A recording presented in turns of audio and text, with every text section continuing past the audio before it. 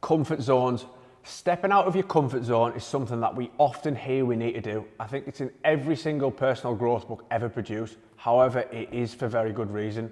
At some point in our lives, and when chasing our greatest goals, we'll be faced with doing things that, quite frankly, make us feel uncomfortable, extremely uncomfortable in some instances.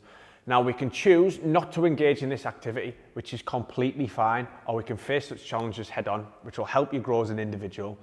We personally vote for the latter, and we can't stress enough how important it is at getting comfortable with the uncomfortable. It can really transform your life. The reason it feels uncomfortable is because it's challenging you, and that's exactly what we want you to feel like. I can think of countless examples in my own life where I've had to overcome challenges and face my fears head on.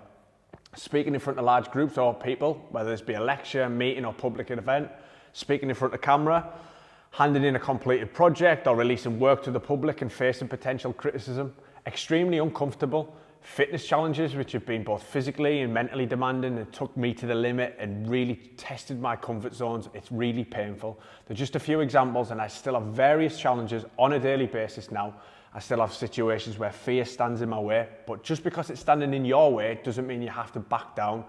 Leaving your comfort zone can indicate that internal dialogue of what could go wrong or what might happen, and it can leave us feeling uncomfortable. But if you want to grow, if you want to move forward, you have to get used to this feeling. How I look at it now is start thinking about what might actually could go right if you overcome this fear and you challenge yourself head on. The reason is, if we're feeling uncomfortable about a decision or an action we must do, it's probably because it's going to test us in some way. This is a good thing, and it's going to help us thrive and succeed to our full potential. By leaving your comfort zone, it will allow you to chase your dreams, to explore new ideas, hobbies and interests, and to become the best version of you in whatever industry that you're in. It's going to really cause you to work on yourself. Remember, your comfort zone is only trying to protect you from your fears, but on the other side of it could be the person you really want to be, and the greatest achievements in your life are just waiting for you. For this reason, we encourage you to break out your comfort zone. So, for your call to action, this week, let's start by taking notes on the following questions. 1. What would be the benefits to stepping outside of your comfort zone?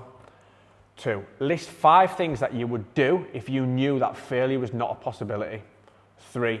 What is it that is stopping you from taking action? Get clear on this and start to understand it. 4. What will happen if you decide to make that step? What does life look like on the other side?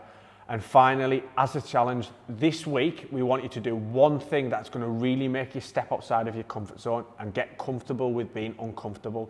Make a note of it in your planner, challenge yourself, and just see how it will positively serve you.